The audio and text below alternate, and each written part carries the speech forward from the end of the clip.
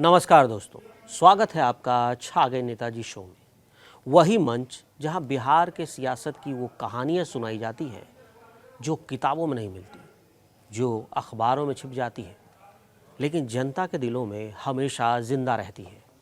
और आज की शाम हम लाए हैं एक ऐसी ही कहानी जो विवादों की आग में तपी है, गरीबों की उम्मीदों से सजी है और बिहार के मैदानी जंग से निकली है। बिहार की राजनीति का एक ऐसा किरदार जो जितना विवादों में रहा उतना ही गरीबों के दिल पे भी बस गया, जिससे विरोधी डरते हैं और समर्थक उन्हें मॉडर्न डे रॉबिन हुड भी कहते हैं। कभी बाहुबली, कभी मसीहा, कभी लालू के करीबी, तो कभी उनकी बेटी मीसा का हाथ मांगने वाला शख्स, कभी दोस्त तो कभी सबसे बड़ा सिरदर्द। जी हाँ, आज की कहानी है सीमांचल के दबंग पप्पू यादव की। चुनावी मैदान से लेकर इश्क के मैदान तक एकदम बिहारी अंदाज में। अब दोस्तों जरा सोचिए, एक ऐसा चुनावी मैदान जहां गोलियां चलती हों, गठबंधन टूटते हों और एक आदमी खड़ा होकर बोल रहा हो, जनता का राज, जनता का हक। ये कहानी है राजेश रंजन उर्फ पप्पू यादव की।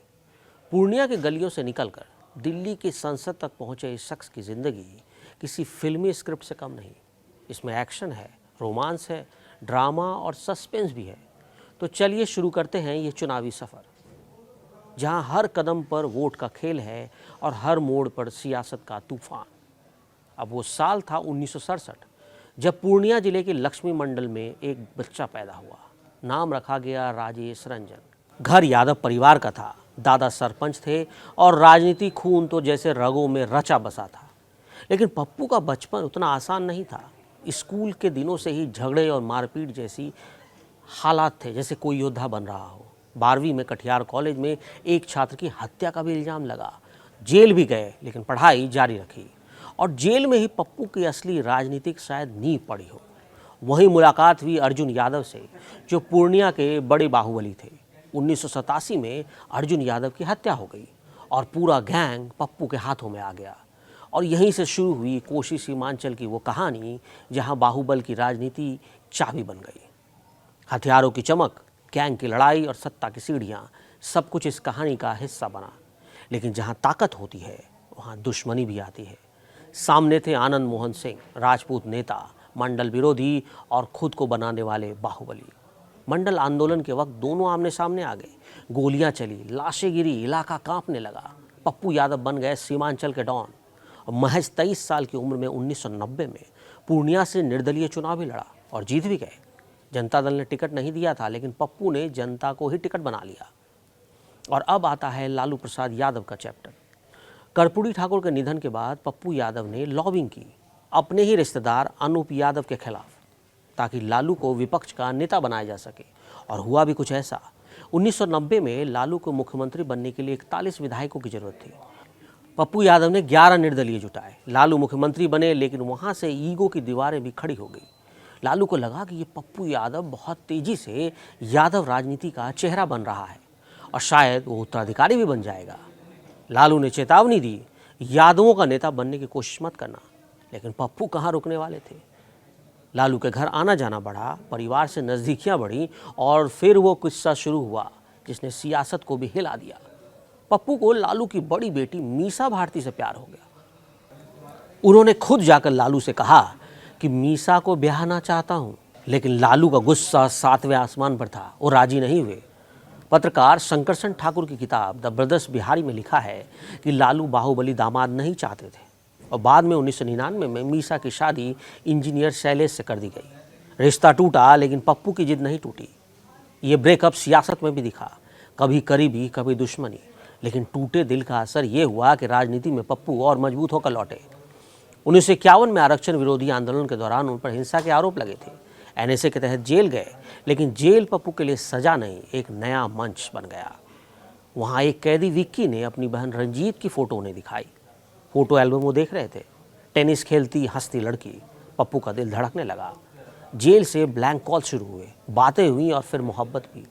और 3 महीने बाद जब पप्पू जेल से बाहर आए तो पटना क्लब में पहली बार रंजीत से मिले। और रंजीत ने क्या कहा? रंजीत ने पहली बार पप्पू को देखा तो बोली, कितना मोटा लड़का है। लेकिन किस्मत को शायद कुछ और मंजूर था।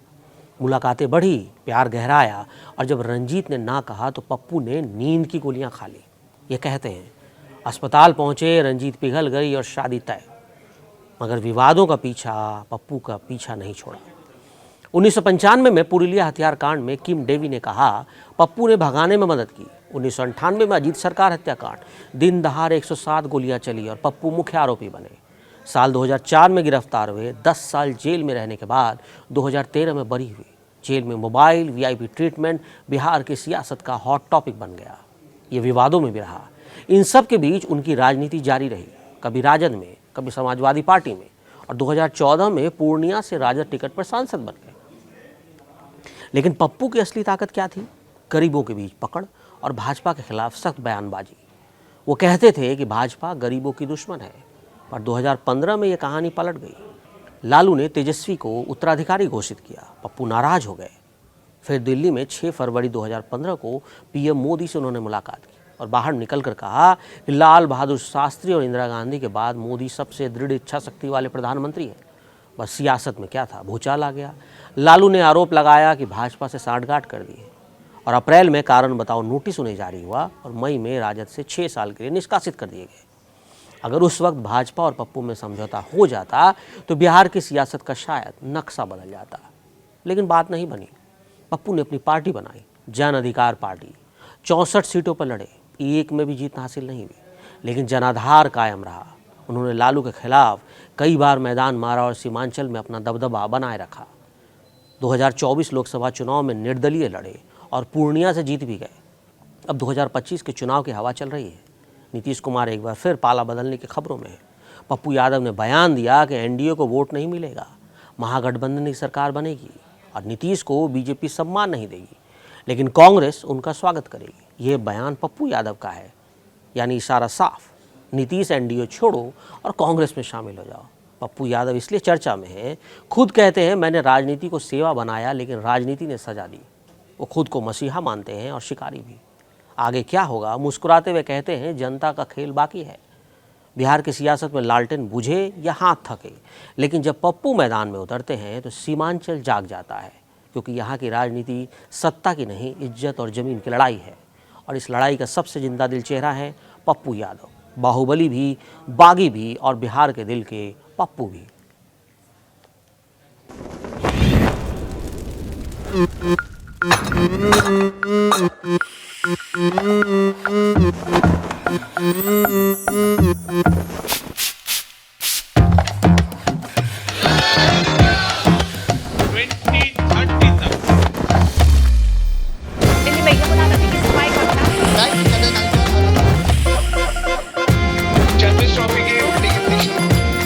ये कड़क है।